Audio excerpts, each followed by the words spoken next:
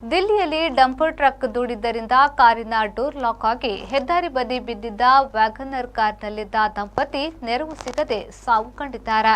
ದಿಲ್ಲಿಯಲ್ಲಿ dumper truck ದೂಡಿದ್ದರಿಂದ ಕಾರಿನ door lock ಆಗಿ ಹೆದ್ದಾರಿ ಬದಿ ಬಿದ್ದಿದ್ದ ವ್ಯಾಗನರ್ ಕಾರ್ನಲ್ಲಿದ್ದ ದಂಪತಿ ನೆರವು ಸಿಗದೆ ಸಾವು ಕಂಡಿದ್ದಾರೆ. ಪೊಲೀಸ್ ಪೆಟ್ರೋಲ್ ಕಾವಲು ವಾಹನದ ಓಡಾಟದ ಬಗೆಗೆ ಬಾರಿ ಹೇಳಲಾಗ್ತಿದೆ. ಆದರೆ ಸಾವು ಕಾರಿನಲ್ಲಿ ಸಿಕ್ಕಿ ಬಿದ್ದಿದ್ದ ದಂಪತಿಯ ನೆರವಿಗೆಂದು ಪೊಲೀಸರು ಬರುವಾಗ 8 ಗಂಟೆ ದಾಟಿತ್ತು. ಆ ದಂಪತಿ ಇಹಲೋಕ ಯಾತ್ರೆ ಮುಗಿಸಿದ್ರು. ದಿಲ್ಲಿ ಮುಂಬೈ ಎಕ್ಸ್‌ಪ್ರೆಸ್ ವೇಯಲ್ಲಿ ಈ ಘಟನೆ ನಡೆದಿದೆ. 42ರ ಪ್ರಾಯದ ಲಚ್ಚಿರಾಮ್, 38ರ ಕುಸುಮ್ಲತಾ ಸಾವಿಗೆ ದೂಡಲ್ಪಟ್ಟ ದಂಪತಿ. ಅದು ರಾಷ್ಟ್ರೀಯ ಹೆದ್ದಾರಿ. ಡಂಪರ್ ಟ್ರಕ್ ಗುದ್ದಿ ಹೋಗಿದೆ. ಕಾರು ಜಜ್ಜೀಟು ತಿಂದು ಬದಿಗೆ ಬಿದ್ದಿದೆ. ದಂಪತಿ ಒಳಗೆ ಗಾಯಗೊಂಡು ಸಿಕ್ಕಿಬಿದ್ದಿದ್ದಾರೆ. ಕೊನೆಯುಸಿರು ಎಳೆದಿದ್ದಾರೆ. ಪ್ರತಿ ಗಂಟೆಗೊಂದು ಬಾರಿ ಪೆಟ್ರೋಲ್ ಕಾರು ಆಚೀಚೆ ಹೋಗುವುದಾಗಿ ಹೇಳಲಾಗಿದೆ. ಅದು ಸುಳ್ಳು ಎಂಬುದು ತಿಳಿದು ಬಂದಿದೆ.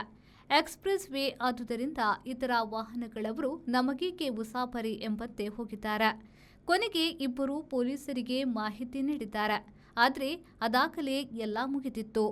ಲಚ್ಚಿರಾಮ್ರ ಸೋದರ ಮಾವ ನಹರ್ ಸಿಂಗ್ ಪ್ರಕಾರ ಇದು ಹೆದ್ದಾರಿ ಪ್ರಾಧಿಕಾರ ಮತ್ತು ಪೊಲೀಸ್ ಇಲಾಖೆಯ ನಡುವೆ ಸರಿಯಾದ ಸಂವಹನ ಇಲ್ಲದರ ಸೂಚಕವಾಗಿದೆ.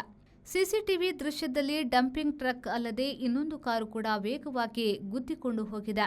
ಇದು ಬಯಸುವ ಸಾವಲ್ಲ ಎಂದು ಲಚ್ಚಿರಾಮ್ ತಂದೆ ಕೋಟ್ ಪುರಿನ್ಪುರತ ದೇವಿ ಸಿಂಗ್ ಹೇಳಿ ಕಣ್ಣೀರು ಎರೆದರು.